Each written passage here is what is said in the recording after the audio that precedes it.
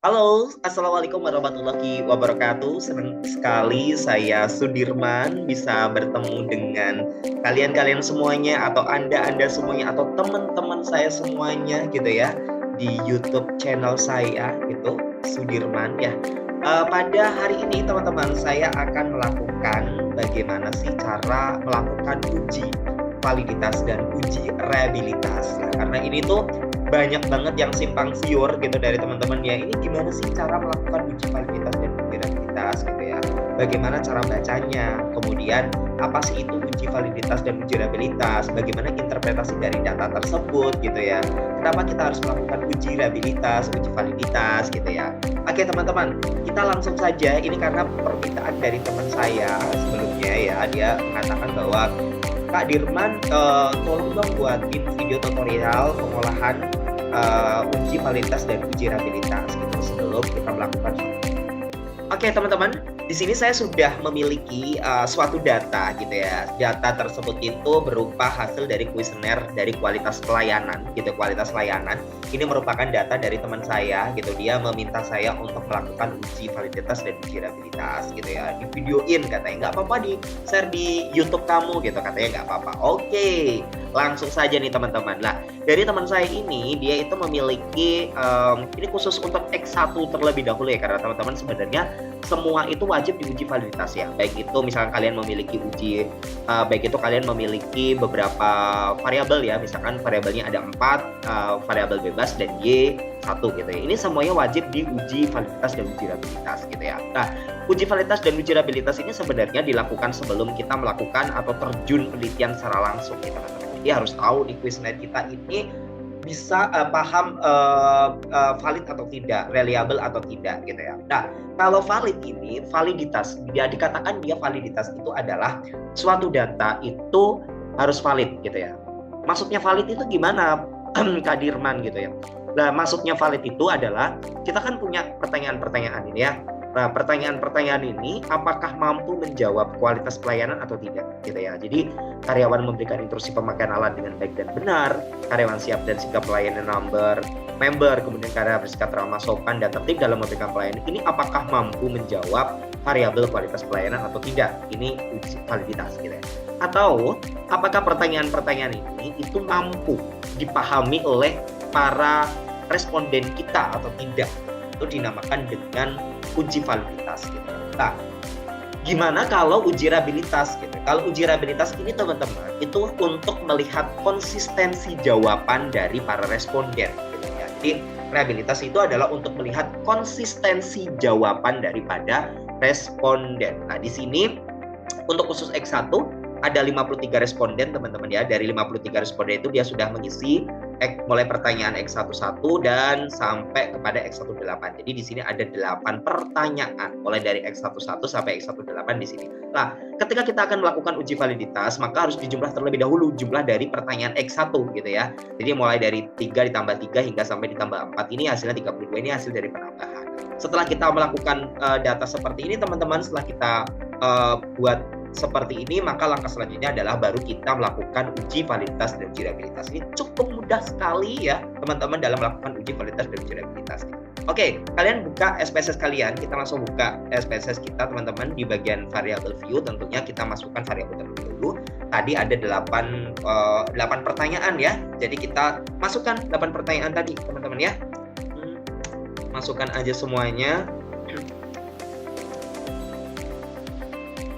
Oke, setelah kita masukkan semua variabel kita mulai dari X11 sampai X18, kan tadi di akhir itu ada jumlah nih, ada jumlah itu adalah X1. Setelah kita mendapatkan semuanya ini teman-teman gitu ya, maka langkah selanjutnya adalah kita ke data view. Nah, data view itu semuanya tadi kita masukkan nih mulai dari X11 sampai X18. Nah, ini kan ada 5 ke di sini. Ini memang kalau laptop saya ini agak sedikit error ya teman-teman ya, kalau misalkan ini minta laptop baru kayak gini. Oke, setelah di paste, oke teman-teman lah. Oke. Nah, kalau sudah seperti ini teman-teman, langkah pertama yang harus kita lakukan apa? Kita lakukan uji validitas dan uji reliabilitas. Pastikan dulu nih, apakah ini sudah benar atau tidak. Ini tadi ada 53 responden. Oke, semuanya sudah terisi. Langkah pertama yang kita lakukan adalah klik analyze. Oke, setelah itu arahkan, kita uji validitas dulu ya teman-teman ya, ke correlate gitu ya. Kemudian adalah bivariate gitu, bivariate ya. Nah, ini teman-teman, semuanya mulai dari X1 sampai X11 sampai X1 ini semuanya dimasukkan kepada variabel ya. Bisa langsung di copy block, dimasukkan ke variabel. Kemudian pastikan ya di correlation coefficient ini teman-teman ini centang tersen. Nah, pastikan di sini ini adalah untuk uji validitas gitu ya. Kemudian adalah test of signifikansinya adalah two-tailed, dan kemudian ini dicentang di bagian flag significant correlation gitu ya, flag significant correlation. Kemudian klik OK. Nah, ini nanti akan muncul hasilnya teman-teman ya. Oke, lama nih. Oke, masih proses teman-teman. Iya, sepertinya sudah. Ini merupakan hasil uji validitas teman-teman. Namun ini nanti akan saya copy di Word terlebih dahulu. Namun saya akan langsung uji reabilitas gitu ya. Kalau reabilitas tadi adalah untuk melihat konsistensi jawaban gitu ya. Oke, kalau untuk uji reabilitas bagaimana? Cukup mudah juga, yaitu adalah klik analyze, kemudian scale, oke, kemudian reability analysis. Oke, nah ini kita masukkan semuanya ke semua pertanyaan kita masukkan kecuali X1 teman-teman ya, kecuali X1. Nah, jumlah itu tidak boleh dimasukkan. Jadi yang boleh dimasukkan adalah X11 sampai X18 kita masukkan kepada item, kemudian dipastikan ini klik OK dan akan muncul uji reabilitas kita. Oke, nah kita akan pindah ini ke Word teman-teman ya. Kebetulan saya sudah menyiapkan hasil dari Word-nya. Nah, di sini teman-teman. Oke. Teman-teman, ketika kita akan melihat uji validitas dan uji reabilitas, yang pertama uji validitas nih. Nah, uji validitas itu dikatakan valid itu gimana sih, Kak Dirman gitu ya? Nah, uji validitas dikatakan valid ini teman-teman, ini bila nilai R hitung lebih besar daripada R tabel gitu ya. Nilai R hitung lebih besar daripada R tabel. Nah, nilai R hitungnya dilihat dari mana? Kita lihat di sini gitu ya. Ini teman-teman, ada 0,804, 0,744, 0,711 hingga sampai 0,725. Ini merupakan hasil dari R hitung. Nah, gimana cara mencari R tabel gitu ya? Kalau R tabel itu sebenarnya mudah banget. Nah, R tabel ini sebenarnya tadi ini sudah saya jelaskan di sini teman-teman, bahwa F tabel itu rumusnya ada, ketika mencari R tabel itu rumusnya adalah saya pakai uji R tabel dengan DF-nya itu dikurangi dengan 2. Nah, jadi rumusnya adalah jumlah responden dikurangi dengan 2. Nah, jumlah responden kita tadi berapa? Jumlah responden kita kan tadi 53 nih. Nah, 53 dikurangi 2 sama dengan 51. Nah, ketika kita mencari 51 di uji R tabel, maka kita akan mendapatkan nilai 0,2706. Kita perhatikan di sini. Saya akan mencoba caranya kayak gimana. Nah, ini kan nilai uji R tabel. Nah, saya menggunakan rumus DF sama dengan N dikurangi 2. Nah, N kita tadi, jumlah responden kita adalah 53 dikurangi 2 sama dengan dapat 51. Nah, kalian fokus di bagian 0,05 teman-teman. Nah, sampai angka ke 51. Nah, ternyata didapat di sini. Oke, di sini teman-teman, ini 51 di titik 0,05. Artinya R tabel kita adalah 0,27. Nah, oleh karena itu kita langsung aja bandingkan di R hitung kita 0,2706. Lah, kalau uji validitas itu kita bandingkan per masing-masing pertanyaan.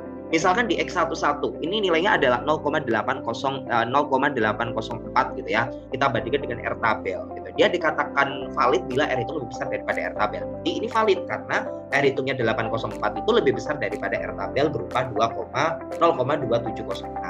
Begitupun X12 sampai X18 ini semua memiliki di atas 0,2706, sehingga dipastikan bahwa semua pertanyaan-pertanyaan yang kita berikan kepada responden dan responden sudah menjawabnya, mereka mengatakan bahwa ini valid katanya.